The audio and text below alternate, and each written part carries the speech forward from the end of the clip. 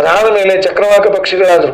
ಚಕ್ರವಾಕ ಪಕ್ಷಿಗಳಿಗೆ ಕಾಮದ ತೃಷೆ ತುಂಬ ಜಾಸ್ತಿ ಅಂತ, ಯಾವ ಕಾಮ ಕೇಳಿಗೆ ಹೋಗದೆ ಗಂಭೀರವಾಗಿದ್ದು. ಆಮೇಲೆ ಮಾನಸ ಸರೋವರದಲ್ಲಿ ಆ 7 ಜನ ಹಂಸ ಪಕ್ಷಿಗಳಾಗಿ ತಪಸ್ಸು ಮಾಡ್ತಾ ಕೂತಿದೆ. ಅಲ್ಲಿ ರಾಜನ ಬೆಟಾಲಿಯನ್ ಒಂದೊಂದು ಬಂತು. ಬ್ರಹ್ಮದತ್ತ ಅಂತ, ಪಾಂಚಿಕ ಅಂತ, ಕಂಡರೀಕ ಅಂತ 3 ಜನ, ರಾಜ, ಮಂತ್ರಿ, ಸ್ನೇಹಿತ, ಮತ್ತೆ ಅವನ ಹೆಂಡತಿ ಒಬ್ಳು ಸನ್ನತಿ ಅಂತ ಅವಳ ಹೆಸರು, ಸನ್ನತಿ. ಈಗ ಅವನ್ನೆಲ್ಲ ನೋಡಿದ, ಚೆನ್ನಾಗಿದೆ, ಏನಿದು ಪಕ್ಷಿಗಳು. ಇವರು ಮುಂದಾದದ್ದು ಈ ರಾಜನ ಬೆಟಾಲಿಯನ್ ಬಂದಾಗ ನೋಡಿ ಆನಂದಪಟ್ಟು ಆ ಜಲಕ್ರೀಡೆಯನ್ನೆಲ್ಲ ಮಾಡ್ತಾ ಇದ್ದದ್ದನ್ನು 3 ಪಕ್ಷಿಗಳು ಅನ್ಕೊಂಡು, ನಾನು ರಾಜ ಆಗ್ತೀನಿ ಅಂತ ಒಂದು, ನಾನು ರಾಜನ ಸ್ನೇಹಿತನಾಗ್ತೀನಿ ಅಂತ ಇನ್ನೊಂದು, ಮಂತ್ರಿ ಆಗ್ತೀನಿ ಅಂತ. ಈ 4 ಜನ ಅವ್ರಿಗೆ ಬೈದರು ರಾಜನ ಬೆಟಾಲಿಯನ್ ಹೋದ ಮೇಲೆ. ಬುದ್ಧಿ ಜ್ಞಾನ ಇದೆಯಾ? ನೀವೆಲ್ಲ ಒಬ್ಬ ರಾಜ, ಇನ್ನೊಬ್ಬ ಮಂತ್ರಿ, ಇನ್ನೊಬ್ಬ ಸ್ನೇಹಿತನಾಗ್ತೀರಿ, ನಿಮ್ಮ ತಪಸ್ಸಿದೆಯಲ್ಲ ಅದರಿಂದ ಅನ್ಕೊಂಡಿದ್ದಾಗತ್ತೆ, ಒಳ್ಳೇದಾಯ್ತಲ್ಲ ಅಂದ್ರೆ ನಿಮ್ಮ ತಲೆ. ಮನುಷ್ಯ ಜನ್ಮ ಬಂದಾಗ ಹಿಂದಿನ ಜನ್ಮದ ನೆನಪಿರುವುದಿಲ್ಲ. ಇರಲಿ ಬಿಡು, ಮುಂದಿನ ಜನ್ಮ ನಿಮ್ಮನ್ನು ಜಾಯಿನ್ ಆಗ್ತೀವಿ, ಮುಂದಿನ ಜನ್ಮ ಇದು ಬರಬೇಕಲ್ಲ. ಒಂದು ಮನುಷ್ಯ ಜನ್ಮದ 1 ದಿವಸಕ್ಕೆ ಒಬ್ಬ ತುಂಬಾ ಯೋಗ್ಯನಾದ ಋಷಿಕುಮಾರ ಮಾಡುವ ಕರ್ಮ ಎಷ್ಟು ಅಂದ್ರೆ ಮಿನಿಮಮ್ 10 ಜನ್ಮಕ್ಕೆ ಬೇಕಾದಷ್ಟಂತೆ. ದಶಾವರಾಣಾಂ ದೇಹಾನಾಂ ಕಾರಣಾನಿ ಕರೋತ್ತಯಂ ಅಂತ ಗೀತಾ ಭಾಷ್ಯಕ್ಕೆ ವ್ಯಾಖ್ಯಾನ ಮಾಡ್ತಾ ಆಚಾರ್ಯ ಗೀತಾ ಭಾಷ್ಯದಲ್ಲಿ ಬರೀತಾರೆ. ಗತಿ ಏನು? 1 ದಿನ ಇಂಟು 10 ಜನ್ಮ ಇಂಟು 360 ಇಂಟು 75 80 ವರ್ಷ. ಯಾವಾಗ ನೀನು ಮತ್ತೆ ಬರೋದು? ಅಯ್ಯಯ್ಯೋ ಅಂದ್ರು. ನೀವೆಲ್ಲಿ ಹುಟ್ಟುತ್ತೀರೋ ಅಲ್ಲೇ ನಾವು ಹುಟ್ಟು ಸಾಯ್ತೀವಿ, ನಿಮ್ಮನ್ನು ಉದ್ಧಾರ ಮಾಡ್ತೀವಿ ಅಂದ್ರು. ಕುರುಕ್ಷೇತ್ರದಲ್ಲಿ ಹುಟ್ಟಿದ್ರು ಇವರು 3 ಜನ. ಒಬ್ಬ ಬ್ರಹ್ಮದತ್ತ ಅಂತ ರಾಜ, ಕಂಡರೀಕ ಅಂತ ಒಬ್ಬ, ಪಾಂಚಿಕ ಅಂತ ಹೆಂಡತಿ ಸನ್ನತಿ ಅಂತ. ಇವರು 4 ಜನ ಒಬ್ಬ ಬಡ ಬ್ರಾಹ್ಮಣನ ಮನೆಯಲ್ಲಿ ಹುಟ್ಟ್ಯಾರೆ. ಇವ್ರಿಗೆ ಅಭಿಲಾಷೆಯಿಂದಲ್ಲ, ಇವ್ರು ಮನುಷ್ಯರಾಗಿ ಹುಟ್ಟಿದ್ರು, ಹಿಂದಿನ ಜನ್ಮದ್ದು ನೆನಪಿತ್ತು. ತಕ್ಷಣ ಬಂದು ಹೇಳಿದ್ರು ಅವ್ರು ನಂಬೇಕಲ್ರಿ. ಸರ್ ನಮಗೆ ಹಿಂದಿನ ಜನ್ಮದಲ್ಲಿ ನಾನು ಸಾಲ ಕೊಟ್ಟಿದ್ದೆ, ಕೊಡ್ತೀರಾ ಅಂದ್ರೆ ಅದ್ರ ಹಿಂದಿನ ಜನ್ಮದಲ್ಲಿ ನೀವು ಕೊಡ್ಬೇಕಾಗಿದ್ದು ಇದಕ್ಕೆ ಚುಕ್ತ ಆಯ್ತು ಅಂದ್ಬಿಡ್ತಾನೆ ಅಷ್ಟೇ.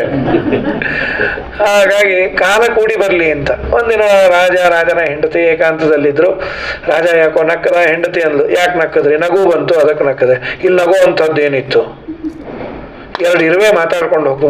ಬಾಯಿ ಮುಚ್ಚರಿ, ನಿಮ್ಗೆ ಇರುವೆ ಭಾಷೆ ಬರುತ್ತೆ ಅಂದ್ರೆ ಪ್ರಪಂಚದಲ್ಲಿ ಎಲ್ಲಾ ಭಾಷೆನೂ ಬರ್ಬೇಕು, ಎಲ್ಲಾ ಪ್ರಾಣಿಗಳು. ಇರುವೆ ಮಾತು ಅದು ಜೋಕು. ಗಲಾಟೆ ಶುರು ಮಾಡಿದ್ಲು. ಏನು ಹೇಳ್ತು? ನಗುವಂಥದ್ದು.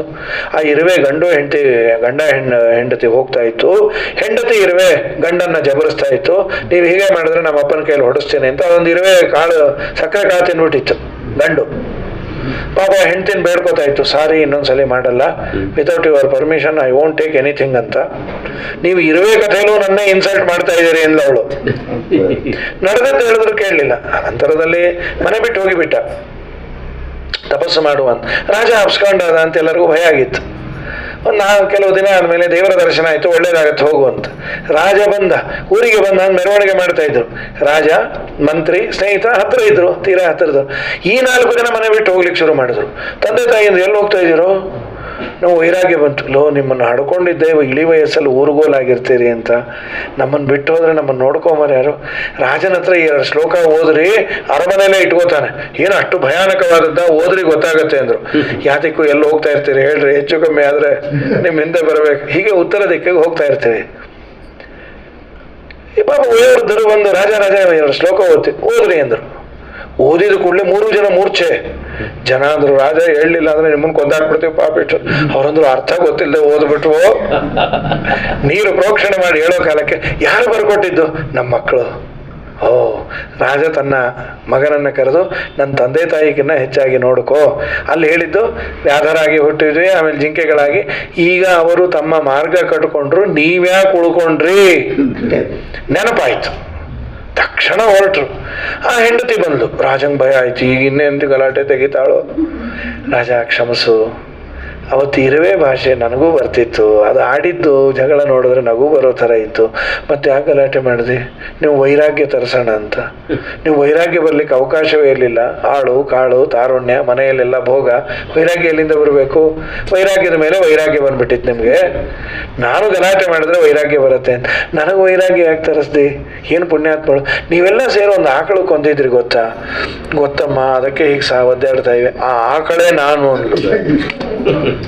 ಅಯ್ಯೋ ನಮ್ಮಮ್ಮ, ನಿನ್ನನ್ನು ಕೊಂದು ತಿಂದ್ರು ನನ್ನ ಯಾಕೂ ತಯಾರು ಮಾಡ್ಲಿಕ್ಕೆ ಬಂದೆ? ನೀವು ಹಾಗೆ ತಿಂದಿದ್ರೆ ನಿಮ್ಮ ಅಪ್ರಾಣಿ ಉಳಿತಾ ಇರಲಿಲ್ಲ.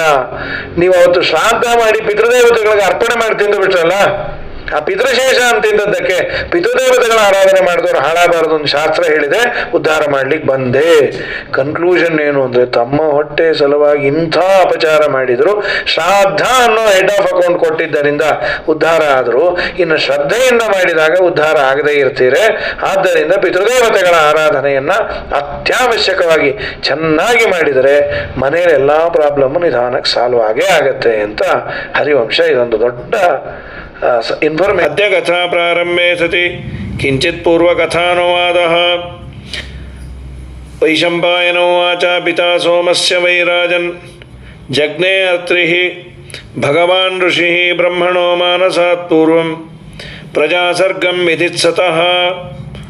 ವಿಶೇಷವಾಗಿ ಚಂದ್ರವಂಶದ ವಿವರಣೆಯನ್ನು ಮಾಡಿ ಎಂದಾಗ ಚಂದ್ರ ಹಾಗೂ ಈ ನಮ್ಮ ಅಗ್ನಿ ಪಿತೃದೇವತೆಗಳು ಇವರು ಮೂರೂ ಜನ ಒಬ್ಬರಿಗೊಬ್ಬರು ಇಂಟರ್ ರಿಲೇಷನ್ ಅಂತ ಯಜುರ್ವೇದದಲ್ಲಿ ಬರುವಂತಹ ಒಂದು ಸೋಮೋತ್ಪತ್ತಿ ಅಂತ ಅಲ್ಲಿ ಇದರ ವಿವರಣೆ ಇದೆ. ಅದನ್ನು ಪಾರಾಯಣವನ್ನು ಶ್ರಾದ್ದ ಕಾಲದಲ್ಲಿ ಮಾಡಬೇಕು. ವಿಶೇಷವಾಗಿ ಗರ್ಭಿಣಿ ಇದ್ದಾಗ ಸೋಮೋತ್ಪತ್ತಿಯನ್ನು ಶ್ರವಣ ಮಾಡಿದ್ದಾರೆ. ಒಳ್ಳೆ ಜೋರು ಮಗು ಹುಟ್ಟತ್ತೆ, ಗಂಡು ಮಗು ಚೆನ್ನಾಗಿರೋದು ಆಗತ್ತೆ ಅಂತ ನಮಗೆಲ್ಲ ಹೈಗ್ರೀವಾಚಾರ್ಯರು ಇದನ್ನು ಉಪದೇಶ ಮಾಡಿದ್ರು. ಸಾಮಾನ್ಯ ಅದನ್ನು ಇಟ್ಕೊಂಡಿರ್ತಾನೆ 28 ಜೆರಾಕ್ಸ್ ಮಾಡಿ ಇದು ಇಟ್ಟಿರುತ್ತೆ. ನೀವು ನಮಗೊಂದು 4 ಕಾಪಿ ಕೊಟ್ಟರೆ ಮತ್ತೆ ಇದರಲ್ಲೇ ಇಟ್ಕೊಂಡಿರ್ತೀವಿ. ಇನ್ಯಾರ್ಗ ಆಯ್ತು. ಇದು ತುಂಬ ಇಲ್ಲಿ ಚಂದ್ರನ ಕ್ಷೀಣಿಸುವಿಕೆ ಹಾಗೂ ಬೆಳೆಯೋದು ಹೇಗೆ ಅನ್ನೋದರ ಬಗ್ಗೆ ಹೇಳಿದ್ದಾರೆ. ಕೌತೂಹಲಂ ಸಮುತ್ಪನ್ನ ದೇವತಾ ಋಷಿಭಿಃ ಸಹ ಸಂಶಯಂ ಪರಿಪೃಚ್ಛಂತಿ ವ್ಯಾಸಂ ಧರ್ಮಾರ್ಥ ಕೋವಿದಮ್ಮೆ ಕಥಂ ಕ್ಷೀಯತೆ ಸೋಮಃ ಕ್ಷೀಣೋ ವಾ ವರ್ಧತೆ ಕಥಂ. ಚಂದ್ರ ಕ್ಷೀಣಿಸೋದು ಹೇಗೆ ಮತ್ತು ಬೆಳೆಯೋದು ಹೇಗೆ, ಕ್ಷೀಣಿಸೋದು ಯಾಕೆ, ಬೆಳೆಯೋದು ಯಾಕೆ, ಹೇಗೆ ಯಾಕೆ ಎರಡೂ ಪ್ರಶ್ನೆಯನ್ನು ಕೇಳಿದಾಗ ವ್ಯಾಸೋವಾಚ ಸೋಮೋತ್ಪತ್ತಿ ಅಂತಾನೆ, ಸೋಮನ ಉತ್ಪತ್ತಿ. ಶೃಣ್ವಂತು ದೇವತಾ ಸರ್ವೇ ಯದರ್ಥಮಿಹ ಆಗತಾಃ ತದರ್ಥಂ ಸಂಪ್ರವಕ್ಷ್ಯಾಮಿ ಸೋಮಸ್ಯ ಗತಿಮುತ್ತಮಂ ಅಗ್ನೌ ಹುತಂಚ ದತ್ತಂಚ ಸರ್ವಂ ಸೋಮಗತಂ ಭವೇತ್. ಅಗ್ನಿಯಲ್ಲಿ ನಾವು ಏನೇ ಹೋಮಿಸಿದರೂ ಅದು ಚಂದ್ರನಿಗೆ ಹೋಗಿ ತಲುಪತ್ತೆ ಅಂತಂದರು. ತತ್ರ ಸೋಮಃ ಸಮುತ್ಪನ್ನಃ ಶೀತಾಂಶುಃ, ಅಲ್ಲಿ ಸೋಮನ ಉತ್ಪತ್ತಿ ಆಗುತ್ತೆ. ಅದು ಪರಂಪರೆಯ ಹೇಗೆ ಅಂದಾಗ ಅಷ್ಟಾಶೀತಿ ಸಹಸ್ರಾಣಿ ವಿಸ್ತೀರ್ಣೋ ಯೋಜನಾನಿತು. 88,000 80,000 ಯೋಜನ ಅವನ ವಿಸ್ತೀರ್ಣ ಇದೆ. ಪ್ರಮಾಣಂ ತತ್ರ ವಿಜ್ಞೇಯಂ ಕಲಾ 15 ಕಲೆಗಳು. ಷೋಡಶೀತು ಕಲಾ ಪೆತ್ರ ಇತ್ಯೇಕೋಪಿ 16 ಅಂತಾನು ಕೆಲವು ಒಂದು ವರ್ಷನ್ ಇದೆ, ಅಡ್ಡಿ ಇಲ್ಲ. ತಂಚ ಸೋಮಂ ಪಪುರ್ದೇವಾಹ ಪರ್ಯಾಯೇಣ, ಈ ಚಂದ್ರನನ್ನು ಕುಡಿತಾರಂತೆ. ಪಪು ಅಂದರೆ ಆಸ್ವಾದನೆ ಮಾಡೋದು ಅಂತ. ಅದು ಯಾರ್ಯಾರು? ಪ್ರಥಮಾಂ ಪಿಬತೆ ವನ್ನಿಹಿ, ಅಗ್ನಿ ಮೊದಲನೇ ಕಲೆಯನ್ನು. ಒಂದು ಚಂದ್ರನಿಗೆ 15 ಭಾಗಗಳು ಅಂದರೆ ಮೊದಲನೇ ಭಾಗವನ್ನು ಅಗ್ನಿ ಸ್ವೀಕಾರ ಮಾಡ್ತಾನೆ. ಎರಡನೇ ಭಾಗವನ್ನು ಪಿಬತೆ ರವಿಹಿ, ಸೂರ್ಯ ಪಾನ ಮಾಡ್ತಾನೆ. ಅದು ಒಂದೊಂದೇ ದಿನೇ ಕಡಿಮೆ ಆಗ್ತಾ ಬರಲಿಕ್ಕೆ ಇದು ಕಾರಣ. 15 ಪಾರ್ಟಲ್ಲಿ ಒಂದೊಂದೇ ತೆಗಿತಾ ಹೋದರೆ ಕಡಿಮೆ ಆಗ್ತಾ ಬರುತ್ತೆ. ವಿಶ್ವೇ ದೇವ ತೃತೀಯ ಅಂತು, ವಿಶ್ವೇ ದೇವತೆಗಳು 3, ಸಲಿಲಾಧಿಪ ವರುಣದೇವರು 4, ಪಂಚಮೀಂತು ವಷಟ್ಕಾರ ಅನ್ನೋ ದೇವತೆಗಳು 5ನೇದನ್ನು ಪಾನ ಮಾಡ್ತಾರೆ. ಷಷ್ಠೀಂ ಪಿಬತಿ ವಾಸವ, 6ನೇದನ್ನು ಇಂದ್ರದೇವರು ಪಾನವನ್ನು ಮಾಡ್ತಾರೆ. ಆಮೇಲೆ ಸಪ್ತಮೀಂ ಋಷಯೋ ದಿವ್ಯಾಹ, ಋಷಿಗಳು 7ನೇ ಭಾಗವನ್ನು. ಅಷ್ಟಮೀಂ ಅಜೈಕಪಾತ್ ಅಂತ ಒಬ್ಬ ದೇವತೆ, ಅವನು ಪಾನ ಮಾಡ್ತಾನೆ. ನವಮೀಂ ಕೃಷ್ಣಪಕ್ಷಸ್ಯ ಯಮ ಪ್ರಾಶ್ನಾತಿ ವೈಕಲಾಂ, ಕೃಷ್ಣಪಕ್ಷದ 9ನೇ ದಿವಸ ಯಮಧರ್ಮರಾಜ ಪಾನ ಮಾಡ್ತಾನೆ. ಇನ್ನು 10ನೇ ದಿವಸದ್ದನ್ನು ಪಿಬತೆ ವಾಯು, ಪಿಬತ್ ಏಕಾದಶೀಂ ಸಮಾಹ, ದ್ವಾದಶೀಂ ದಶಮಿ ಮತ್ತು ಏಕಾದಶಿ 2. ದ್ವಾದಶೀಂ ಪಿತರ ಸರ್ವೇ, ಎಲ್ಲ ಪಿತೃಗಳು 12ನೇ ದಿವಸದ್ದು. ತ್ರಯೋದಶೀಂ ಧನಾಧ್ಯಕ್ಷ ಕುಬೇರ, 13 ಕುಬೇರ. ಪಿಬತೆ ಕಲಾಂ ಚತುರ್ದಶೀಂ ಪಶುಪತಿ, 14 ರುದ್ರದೇವರು. 15ನೇ ದಿನ ಪ್ರಜಾಪತಿ ನಿಷ್ಪೀತ ನಿಷ್ಪೀತ ಏಕಕಲಾಚೆ ಶೇಷಶ್ಚಂದ್ರಮ ಚೂರೇ ಚೂರು ಇರುತ್ತೆ, ಅದು ಕಾಣೋದಿಲ್ಲ, ಅವನು ಪ್ರಕಾಶಿಸೋದಿಲ್ಲ. ಸರಿ, ಪುನಃ ಇವರೆಲ್ಲ ಬಿಡೋದು ಹೇಗೆ ಅದನ್ನು? ಇವರೆಲ್ಲ ಪಾನ ಮಾಡಿ ಆಯ್ತಲ್ಲ ಅಂದಾಗ ಕಲಾಂ ಷೋಡಶಕಾಯಾಂತು ಆಪ ಪ್ರವಿಶತೆ ಸದಾ, ನೀರಿನಲ್ಲಿ ಪ್ರವೇಶ ಮಾಡ್ತಾನೆ. ನಿಷ್ಪೀತ ಏಕಕಲಾಶೇಷ ಚಂದ್ರಮಾನ ಅಮಾಯಾಂತು ಸದಾ ಸೋಮ ಓಷಧಿ ಪ್ರತಿಪದ್ಯತೆ. ಅಮಾವಾಸ್ಯೆ ದಿವಸ ಚಂದ್ರ ಎಲ್ಲ ಮರಗಿಡಗಳಲ್ಲಿ ಔಷಧಿಗಳಲ್ಲಿ ವಾಸ ಮಾಡಿರ್ತಾನೆ. ಅದಕ್ಕೆ ಅಮಾವಾಸ್ಯೆ ಯಾವ ಗಿಡವನ್ನು ಕತ್ತರಿಸಬಾರ್ದು ಅನ್ನೋದಕ್ಕೆ ಇದು ಕಾರಣ ಅಂತಾರೆ. ತದೌಷಧಿ ಗತಂ ಗಾವಹ ಪಿಬಂತಿ. ವಿಶೇಷ ಅಂದರೆ ಔಷಧಿಯಲ್ಲಿರುವಂತಹ ಚಂದ್ರನನ್ನು ಗೋವುಗಳು ಅವತ್ತು ತಿನ್ನತ್ತೆ.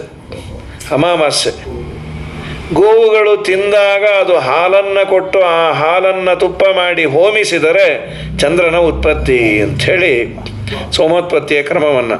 ಯಕ್ಷೀರಂ ಅಮೃತಂ ಭೂತ್ವ ಮಂತಪೂತಂ ದ್ವಿಜಾತಿಭಿ.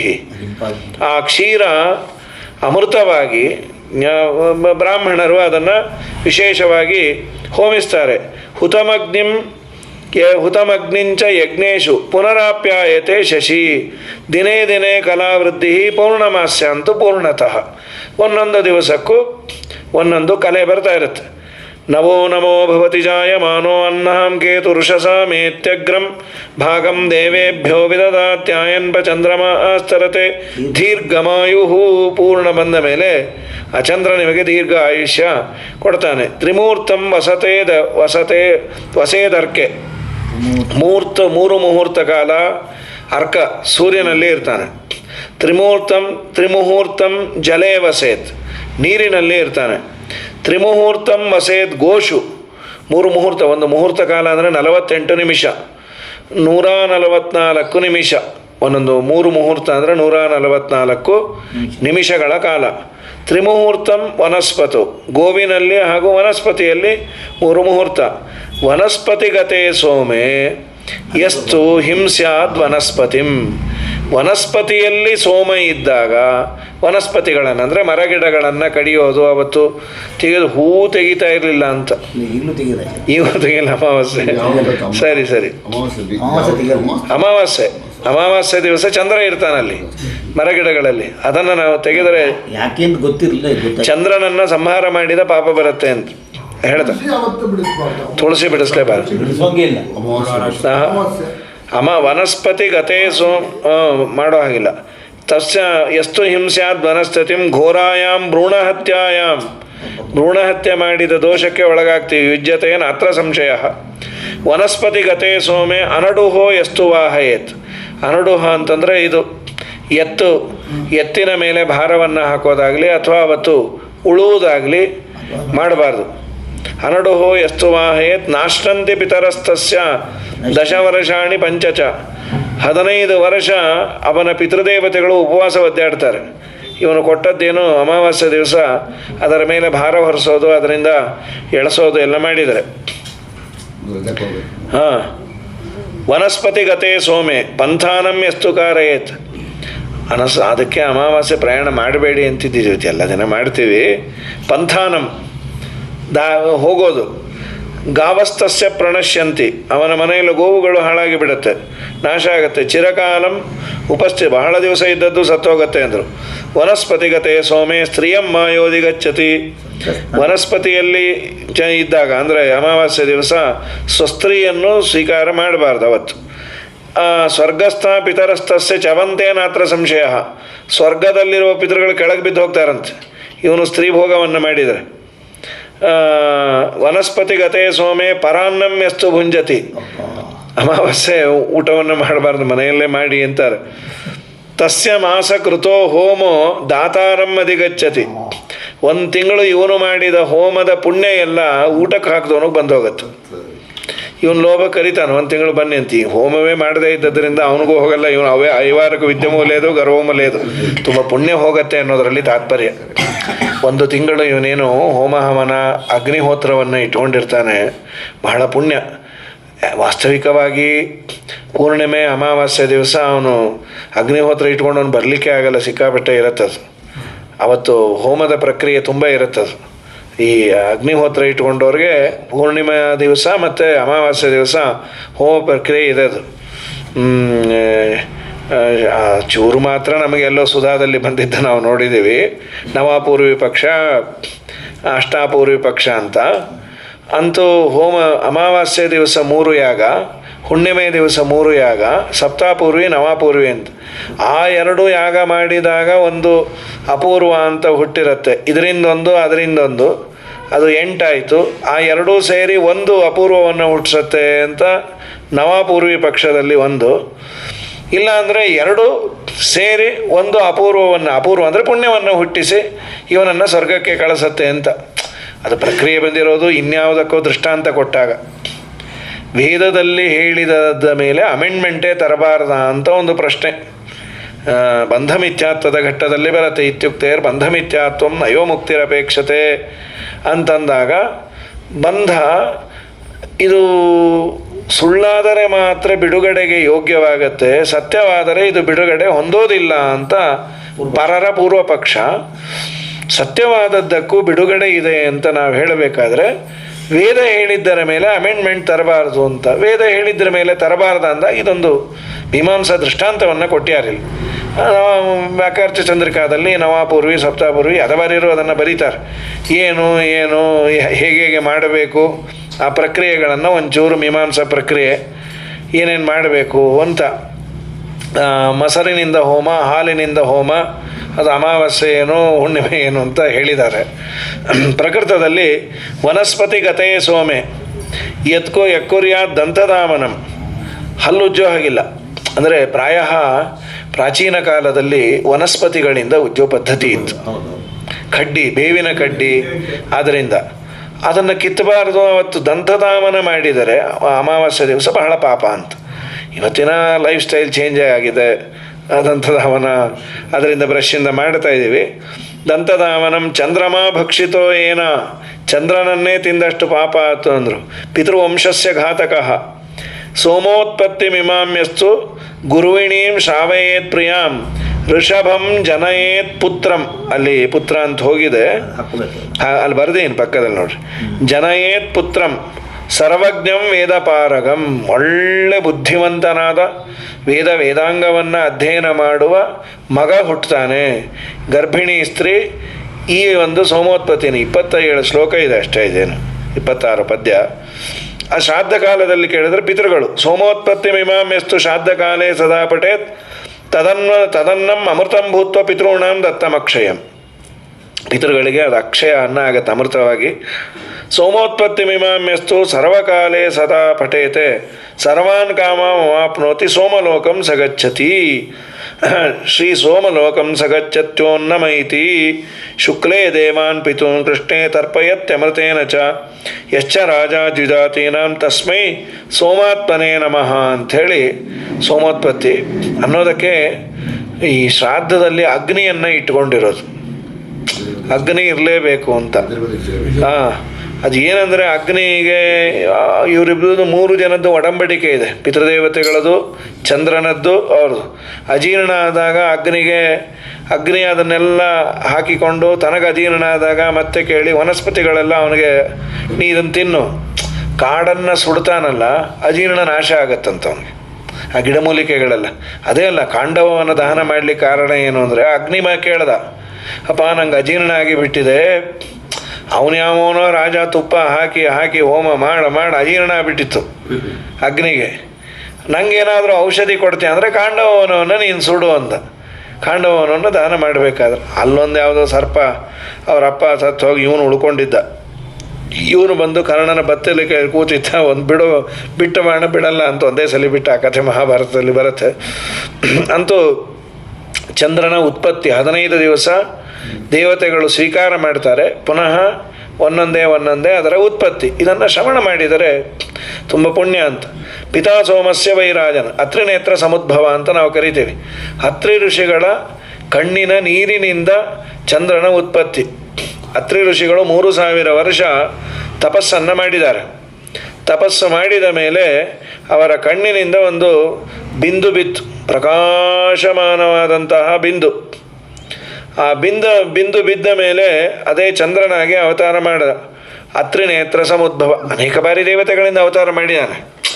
ಚಂದ್ರ ಇವ್ರ ಮನೇಲಿ ದತ್ತಾತ್ರೇಯ, ದತ್ತಂ ದೂರ್ವಾಸ ಸೋಮಂ, ಅನಸೂಯಾದೇವಿಯಲ್ಲಿ ಚಂದ್ರನ ಅವತಾರ ಆಗಿದೆ. ಚಂದ್ರಮ ಮನಸೋ ಜಾತಶ್ಚಕ್ಷೋ ಸೂರ್ಯೋ ಅಜಾಯತ, ದೇವರ ಮನಸ್ಸಿನಿಂದ ಹುಟ್ಟಿದ್ದಾನೆ. ವಿಶೇಷವಾಗಿ ನಾವು ಚಂದ್ರನನ್ನು ರೆಕಗ್ನೈಸ್ ಮಾಡೋದು ಅತ್ರಿ ಋಷಿಗಳ ಕಣ್ಣೀರಿನಿಂದ ನೀನು ಹುಟ್ಟಿದ್ದು. ಚಂದ್ರನಿಗೆ ಅರ್ಘ್ಯ ಕೃಷ್ಣಾಷ್ಟಮಿ ಕೊಡಬೇಕಾದ್ರೆ ಅತ್ರಿನೇತ್ರ ಸಮುದ್ಭವ, ಶಶಿನೇ ಚಂದ್ರದೇವಾಯ ಅತ್ರಿನೇತ್ರ ಸಮುದ್ಭವ ಅಂಥೇಳಿ. ಸರಿ, ಸೋಮತ್ವಂ ತನುರಾಪೇದೆ ಮಹಾಸತ್ವಸ್ಯ ಭಾರತ ತಂ ಗರ್ಭಂ ವಿಧಿನಾ ಹೃಷ್ಟ. 10 ದಿಗ್ದೇವತೆಗಳು ಆ ದೇವತೆ ತೆಗೆದುಕೊಂಡರು, ತಡಿಲಿಕ್ಕಾಗಲಿಲ್ಲ ಅವನ ತೇಜಸ್ಸನ್ನು. ಕೆಳಗೆ ಬಿದ್ದ ಅದ್ಭುತವಾದ ತೇಜಪುಂಜನಾದ ಒಬ್ಬ ದೇವತೆ, ಚಂದ್ರನ ಅವತಾರ ಆಯಿತು. ಪತಿತಂ ಸೋಮಮಾಲೋಕ್ಯ ಬ್ರಹ್ಮ ಲೋಕ ಪಿತಾಮಹ ರಥಾನ್ ಆರೋಪಯಾಮಾಸ ಲೋಕಾನಾಂ ಹಿತಕಾಮಯ.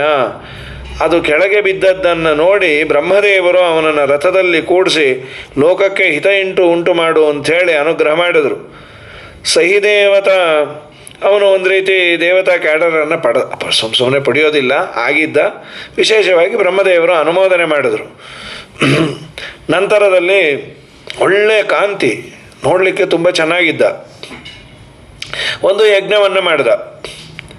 ಆ ಯಜ್ಞ ಚಂದ್ರ ರಾಜಸೂಯಾಗ ಮಾಡಿದಾಗ ಹೋತಾಸ್ಯ ಭಗವಾನ್ ಅತ್ರಿಹಿ, ಹೋತೃ ಯಾರು ಅಂದರೆ ಅತ್ರಿ, ತಂದೆಯನ್ನೇ ಅವನೇ ಪ್ರಧಾನನಾಗಿ ಕೂಡಿಸಿದ್ದ ಅತ್ರಿಹಿ.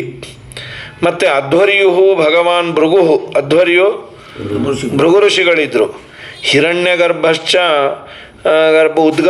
ಉದ್ಗಾತರು ಬ್ರಹ್ಮದೇವರು. ಬ್ರಹ್ಮತ್ವಮೇವಾನ್, ತೆಂಗಿನಕಾಯಿ ಇಡೋ ಸ್ಥಾನದಲ್ಲಿ ಬ್ರಹ್ಮನೇ ಕೂತಿದ್ದ ಅಥವಾ ಬೇಡ ಬ್ರಹ್ಮ ಅನ್ನೋದಕ್ಕೆ ಭಗವಂತ ಕೂತಿದ್ದ ಅಂತ ಇಲ್ಲ, ಬ್ರಹ್ಮ ಅಂತಲೇ ಇಟ್ಕೊಂಬೋಣ. ಯಾಕೆಂದರೆ ಸದಸ್ಯರು ಯಾರ್ಯಾರು ಅಂದರೆ ಭಗವಾನ್ ಹರಿರ್ ನಾರಾಯಣ, ಸಭೆಗೆ ಬಂದವರು ಯಾರು ಅಂದರೆ ಸ್ವಯಂ ಭಗವಂತ. ಇದು ಚಂದ್ರ ಮಾಡಿದ ರಾಜಸೂಯ ಯಾಗದ ವೈಭವ. ಇದು ಬ್ರಹ್ಮದೇವರು ಅಲ್ಲಿ ತೆಂಗಿನಕಾಯಿ ಸ್ಥಾನದಲ್ಲಿ ಕೂತಿದ್ರು. ಅಸ್ಮಿನ್ ಯಜ್ಞಕರ್ಮಣಿ ತ್ವಂ ಬ್ರಹ್ಮ ಭವ ಅಂಥೇಳಿ ಒಂದು ತೆಂಗಿನಕಾಯಿ ಇಟ್ಟಿರ್ತೀವಿ. ಅವನದೇನು ಕರ್ತವ್ಯ ಅಂದರೆ ಇವನು ಏನೇ ಮಂತ್ರ ಲೋಪ ದೋಷ ಆದರೂ ತಿದ್ದಬೇಕಂತ. ಸರಿಯಾಗಿರೋನು ಕೂಡಿಸ್ಬಿಟ್ರೆ ಮುಂದೆ ಹೋಗೋದೇ ಇಲ್ಲ, ಯಾಕೆಂದರೆ ಬರೀ ತಪ್ಪೇ ಇರುತ್ತೆ. ತೆಂಗಿನಕಾಯದ ಅದ್ರ ಪಾಟಿಗೆ ಅದು ಕೂತಿರುತ್ತೆ. ಹೀಗಾಗಿ ಬೇಕಾದಷ್ಟು ದಕ್ಷಿಣೆ ಎಲ್ಲ ಕೊಟ್ಟಾಗ ಎಲ್ಲರೂ ಹೊಗಳಿದ್ರು, ಏನು ಚಂದ್ರ, ಇದುವರೆಗೂ ಜಗತ್ತಿನಲ್ಲಿ ಆದ ರಾಜಸೂಯ ಯಾಗದಲ್ಲಿ ಇಂಥ ರಾಜಸೂಯ ಯಾಗ ನಾವು ನೋಡಿಲ್ಲ. ಎಲ್ಲ ಹೊಗಳಿದಾಗ ಅಹಂಕಾರ ಬಂದ್ಬಿಡ್ತು, ನನ್ನ ಸಮ ಇಲ್ಲ. ಅದು ಏಧಮಾನ ದ್ವಿಟೆ ಅಂತ ದೇವರನ್ನು ಕರೀತಾರೆ. ಏಧಮಾನ ಅಂದರೆ ಅತಿಯಾಗಿ ಯೋಗ್ಯತೆ ಮೀರಿ ಬೆಳೆದಾಗ ಅದನ್ನು ದ್ವೇಷ ಮಾಡ್ತಾನೆ, ಅಂದರೆ ಅದನ್ನು ಕಟ್ ಆಫ್ ಮಾಡ್ತಾನೆ ದೇವರು. ಚಂದ್ರನಿಗೆ ಮಿತಿಮೀರಿ ಪುಣ್ಯ ಬಂತು, ವೋಲ್ಟೇಜ್ ಜಾಸ್ತಿಯಾಗಿ ಮತ್ತು ಬರ್ನ್ ಆಗಬಾರ್ದು ಅಂತ ಸ್ಟೆಬಲೈಸ್ ಮಾಡಿದ ದೇವರು. ಬೃಹಸ್ಪತಿ ಆಚಾರ್ಯರ ಹೆಂಡತಿ ತಾರಾದೇವಿಯನ್ನು ಕಟ್ಕೊಂಡು ಹೊಟ್ಟೋದ. ಚಂದ್ರ ಸೂರ್ಯರಿಗೆ ಇಬ್ಬರಿಗೂ ಕಟ್ ಆಫ್ ಆಯಿತು ಅಂತ ಅನುವ್ಯಾಖ್ಯಾನದಲ್ಲಿ ಆಚಾರ ಅಂತಾರೆ. ಅವ್ರಿಗೆ ಎಷ್ಟು ಆನಂದ ಆಗಬೇಕಾಗಿತ್ತೋ ಎಕ್ಸ್ಟ್ರಾ ಅದನ್ನು ಕಟ್ ಮಾಡಿದ ದೇವರು ಅಂತ. ಬೃಹಸ್ಪತೇ ಸವೈ ಭಾರ್ಯಾಂ ತಾರಾಂ ನಾಮ ಯಶಸ್ವಿನೀಂ, ಅವಳನ್ನು ಜಹಾರ ತರಸಾ ಸರ್ವಾನ್, ಇವರೆಲ್ಲ ಹೊಗಳಿದಾಗ ಅವಳನ್ನು ಕಟ್ಕೊಂಡು ಹೊಟ್ಟೋದ. ಉಶನ ತಸ್ಯ ಜಗ್ರಾಹ ಪಾಣಿಂ ಅಂಗೀರತಸ್ತದ ಸಹಿ ಶಿಷ್ಯೋ ಮಹಾತೇಜಾ ಪಿತುಪೂರ್ವೋ ಬೃಹಸ್ಪತೆ ತೇನ ಸ್ನೇಹೇನ ಭಗವಾನ್ನೇ ರುದ್ರಸ್ತಸ್ಯ ಬೃಹಸ್ಪತೆ ಪಾಣಿಗ್ರಾಹ್ಯೋ ಅಭವದ್ದೇವ. ಇಲ್ಲೇನಾಯಿತು, ಇದೇ ಸಮಯದಲ್ಲಿ ಶುಕ್ರಾಚಾರ್ಯರು ಚಂದ್ರನ ಪಕ್ಷಕ್ಕೆ ಬಂದರು. ಇವ್ರಿಗೇನಾಯಿತು, ಯುದ್ಧ ಮಾಡುವ ಪರಿಸ್ಥಿತಿ ಬಂದ್ಬಿಡ್ತೀವಿ. ಇವರೆಲ್ಲ ಹೋಗಿ ಕೇಳಿದ್ರು ದೇವತೆಗಳು, ಬಿಡಲಿಲ್ಲ. ಯುದ್ಧ ಮಾಡ್ತೀವಿ ಅಂದರು. ಇವನು ಚಂದ್ರ ಒಬ್ಬನೇ ಆದ. ಸೀದಾ ಶುಕ್ರಾಚಾರ್ಯರ ಹತ್ರ ಹೋದ. ಸ್ವಾಮಿ ನಿಮ್ಮ ಹೆಲ್ಪ್ ಬೇಕು. ಅಲ್ಲೋ ನೀ ದೇವತೆ, ನಿಂಗೆಲ್ಲ ಹೆಲ್ಪ್ ಮಾಡಲಿ. ಇಲ್ಲ, ನಮಗೂ ಈಗ ದೇವತೆಗಳಿಗೂ ಒಡಕು ಉಂಟಾಗಿದೆ. ಹಾಗಾದರೆ ಬಾ ಅಂದರು. ದುಶ್ಮನ್ ಕಾ ದುಶ್ಮನ್ ದೋಸ್ತ್ ಹೋತಾ ಆವೋ ಅಂದರು. ಯುದ್ಧ ಶುರು ಆಯ್ತದ. ದೇವತೆಗಳಿಗೂ ದೈತ್ಯರಿಗೂ ಯುದ್ಧ ಶುರು ಆಗ್ಬಿಡ್ತು ಈ ತಾರಾ ಸಲುವಾಗಿ. ಆ ಹೆಸರೇ ಇದಕ್ಕೆ ತಾರಕಾಮಯ ಸಂಗ್ರಾಮ ಅಂತಾನೆ ಅದಕ್ಕೆ ಹೆಸರು. ಭಯಾನಕವಾದ ಯುದ್ಧ ಆಗಿ ನಿಲ್ಲದೆ ಮಾಡದೆ ಕಡೆಗೆ ಬ್ರಹ್ಮದೇವರು ಬಂದು ಸರಿಯಾಗಿ ಚಂದ್ರನಿಗೆ ಕ್ಲಾಸ್ ತಗೊಂಡ್ರು. ನಾಚಿಕೆ ಮಾನ ಮರ್ಯಾದೆ ಅನ್ನೋ ಪದಗಳಿಗೇನಾದರೂ ಅರ್ಥ ಗೊತ್ತಿದೆಯಾ ಪಾಪಿ?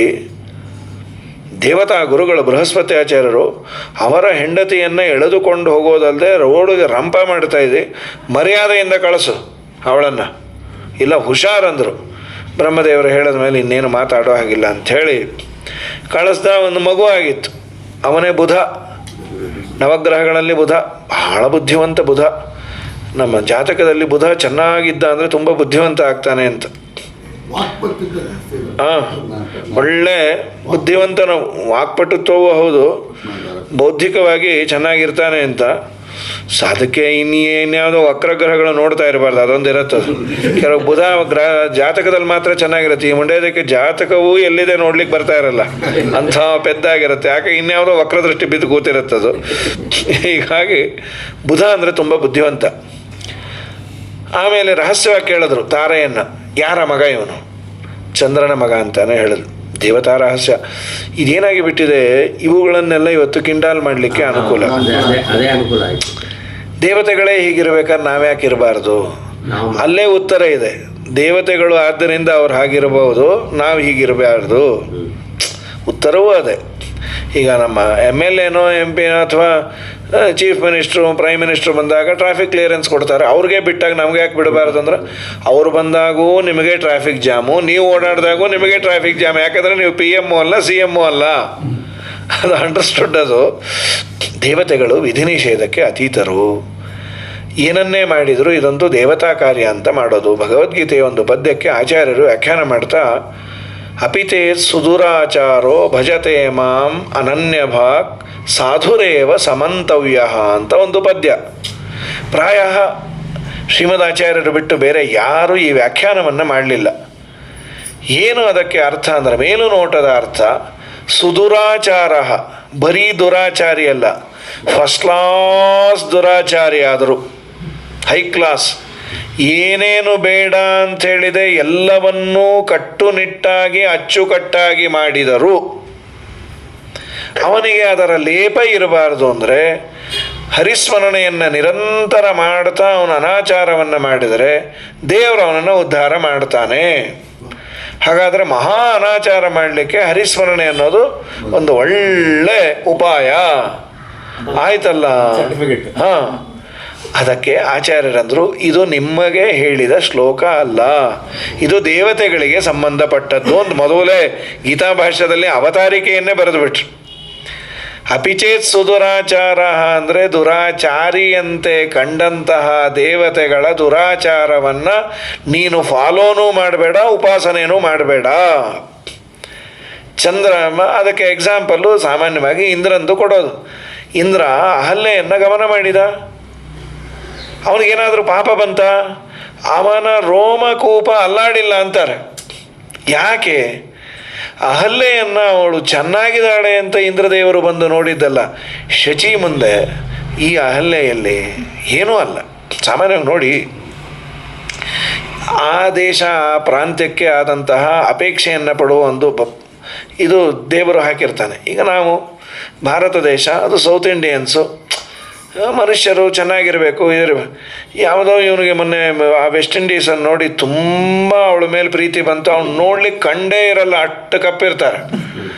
ಆ ದೇಶದವರು ಅವ್ರ ಪ್ರೀತಿಯನ್ನು ಮಾಡ್ಬೋದೇ ವಿನಃ ನಮ್ಮ ಜನ ಪ್ರಾಯ ಪ್ರೀತಿಯನ್ನು ಮಾಡಲಿಕ್ಕೆ ಆಗೋದಿಲ್ಲ. ಇನ್ನೇನು ಲವ್ ಈಸ್ ಬ್ಲೈಂಡ್ ಅನ್ನುವಂತಹ ಆ ವೇದ ವಾಕ್ಯದ ಮೇಲೆ ಭಾರ ಹಾಕಿ ಏನು ಬೇಕಾದ್ರೂ ಮಾಡಬಹುದು. ಇನ್ ಜನರಲ್ ಅವರಿಗೆ ಆ ಪ್ರಾಂತ್ಯದವರು, ಅವ್ರ ಜೊತೆಗೂಡಿದವರು, ಅವ್ರ ಮೇಲೆ ಪ್ರೀತಿ ಬರುತ್ತೆ. ಇಂದ್ರಾದಿ ದೇವತೆಗಳು ಈ ಪಾಂಚಭೌತಿಕ ದೇಹದ ನೆಗಡಿ, ಕೆಮ್ಮು, ಕಫ ಇದರಿಂದ ತುಂಬುದನ್ನು ಏನು ನೋಡ್ತಾರೆ? ಮತ್ತು ಯಾಕೆ ಅವರು ಗಮನ ಮಾಡಿದ್ದು? ಇದೊಂದು ಭಗವಂತನ ಕಾರ್ಯ. ಅವರಿಗೆ ಸಿಕ್ಕಾಪಟ್ಟೆ ತಪಸ್ಸು ಯೋಗ್ಯತೆ ಮೀರಿ ಮಾಡಿದ್ದಾರೆ ಗೌತಮರು. ಅದನ್ನು ಕಮ್ಮಿ ಮಾಡಬೇಕು. ಆ ಬ್ರಾಹ್ಮಣನಿಗೆ ಕೋಪವೇ ಬರೋದಿಲ್ಲ. ಅವ್ರಿಗೇನಾದರೂ ಕೋಪ ಬಂದರೆ ತಪಸ್ಸು ಕಮ್ಮಿ ಆಗತ್ತೆ. ಕೋಪ ಬರೆಸೋದು ಹೇಗೆ? ಅವರ ವೇಷವನ್ನು ನಾನು ಹಾಕಿಕೊಂಡು ಅವಳನ್ನು ಗಮನ ಮಾಡಿದರೆ ಕೋಪ ಬರುತ್ತೆ. ಉತ್ತಮನಾದ ತತ್ವಾಭಿಮಾನಿಗೆ ಅವರು ಶಪಿಸಿದರು ಅಂದರೆ ಅವರ ತಪಸ್ಸೆಲ್ಲ ಕಮ್ಮಿ ಆಗತ್ತೆ, ಅವ್ರ ಉದ್ಧಾರಕ್ಕಾಗಿ ನಾನು ಹೋಗೋದು ಅಂತ ಇಂದ್ರದೇವರು ಹೋಗಿ ಅಹಲ್ಯೆಯನ್ನು ಗಮನ ಮಾಡಿದರು. ಇದು ಶಾಸ್ತ್ರೀಯವಾಗಿ ಇಂದ್ರದೇವರಿಗೆ ಲೋಪ ಅಲ್ಲ, ಇನ್ನೂ ಅವರಿಗೆ ಒಂದು ದೊಡ್ಡ ಮಹತ್ವವನ್ನು ತಂತು. ಯಾಕೆಂದರೆ ವೇದಗಳಲ್ಲಿ ಅಹಲ್ಯಾಯೈ ಜಾರ ಅಂದರು. ಅಹಲ್ಯೆಯ ಈಗ ಹೊಗಳುವಂಥ ಸಂದರ್ಭದಲ್ಲಿ ಇಂಥ ಸ್ಟೇಟ್ಮೆಂಟನ್ನು ಯಾವುದು ಅವನಿಗೆ ನೈಚ್ಛಾನುಸಂಧಾನವನ್ನು ತರುತ್ತೆ, ಅದನ್ನು ಹೇಳಿದ್ರೆ ಹೊಗಳೋದು ಹೇಗೆ? ಸನ್ಮಾನ ಸಮಾರಂಭ ಹೇಳಬೇಕಾದ್ರೆ ಅವ್ರು ಏನು ಸಾಧನೆ ಮಾಡ್ಯಾರೋ ಅದನ್ನು ಹೇಳಬೇಕು. ನೋಡಿ, ಇವತ್ತು ಇವರು IAS ಮುಗಿಸ್ಯಾರೆ, ಆದರೆ SLCಲಿ ಡುಮ್ಕಿ ಹೊಡೆದು ಇವರು ಅದನ್ನು ಯಾರು ಹೇಳೋದಿಲ್ಲ. ಏನೋ ಒಂದ್ಸಲಿ ಹೇಳ್ಬೋದು, SLCಯಲ್ಲಿ ಒಂದ್ಸಲಿ ಅವರೇನೋ ಫೈಲ್ ಆದರೂ ಆಮೇಲೆ ತಿದ್ದುಕೊಂಡ್ರು ಹಿಂದೆ ನೋಡಲೇ ಇಲ್ಲ ಅಂತ. ಇವರು PUCನೂ ಕಾಪಿ ಹೊಡೆದಿದ್ದು, IAS ಪಾಸ್ ಆಗಿದ್ದು, ಯಾರಿಗೋ ಏನೋ ಕೊಟ್ಟಾಗಿದ್ದು, ಆದರೂ ಮಹಾನುಭಾವರಪ್ಪ ಇವರು ಅಂದರೆ ಅದನ್ನು ಯಾರಾದರೂ ವೇದಗಳು ವ್ಯಕ್ತಿಯನ್ನು ಕೊಂಡಾಡಲಿಕ್ಕೆ ಹೊರಟಿರೋದು. ಕೊಂಡಾಡಲಿಕ್ಕೆ ಹೊರಟಾಗ ಅಹಲ್ಯೆಯ ಜಾರ ಅನ್ನೋದು ಇಂದ್ರದೇವರಿಗೆ ಅದು ಕೀರ್ತಿಯ ಕಲಶ. ಆದ್ದರಿಂದ ಅವರಿಗೆ ಅಪಿಚೇತ್ ಸುದುರಾಚಾರ, ಮೇಲು ನೋಟಕ್ಕೆ ದುರಾಚಾರಿಯಂತೆ ಕಂಡರು. ಚಂದ್ರಂದು ಅದೇ ಇಟ್ಕೋಬೇಕು, ಬಟ್ ಚಂದ್ರನಿಗೆ ಸ್ವಲ್ಪ ಕಟ್ಟಾಯಿತು ಅಂತಾರೆ ಆಚಾರ್ಯರು ಅನುವ್ಯಾಖ್ಯಾನದಲ್ಲಿ. ಚಂದ್ರನಿಗೆ ಆನಂದದಲ್ಲಿ ಸ್ವಲ್ಪ ಕಡಿಮೆ ಆಯಿತು, ಇಂದ್ರದೇವರಿಗೆ ಇಲ್ಲ. ಸ್ಟಿಲ್ ಇದನ್ನು ನಾವು ನಮ್ಮ ಲೆವೆಲ್ಲಿಗೆ ಕಂಪೇರ್ ಮಾಡ್ಕೊಳ್ಬಾರ್ದು. ದೇವತೆಗಳೇ ಹೀಗಾದಾಗ ನಾವು ಯಾವ ಗಿಡ ತಪ್ಪಲು ಅಂತ ಇವತ್ತು ಕನ್ವಿನ್ಸ್ ಮಾಡಿಸ್ಲಿಕ್ಕೆ ಆಗೋದಿಲ್ಲ, ಸಾಧ್ಯವೂ ಇಲ್ಲ. ಕೇಳಲ್ಲ ಅನ್ನೋದಕ್ಕಿಂತ ಹೇಗೆ ಹೇಳ್ತೀರಿ? ಒಂದು ಅಧ್ಯಯನವೂ ಬೇಕು. ಅದರ ಬೇಸ್ ಮೇಲೆ ನಮ್ಮ ದೇಶದಲ್ಲಿ ಸಿನಿಮಾ ಇನ್ನೊಂದು ಮತ್ತೊಂದು ತೆಗೆದು ಹಾಳು ಮಾಡ್ತಾರೆ. ಸರಿ, ಇದು ದೇವತಾ ರಹಸ್ಯ.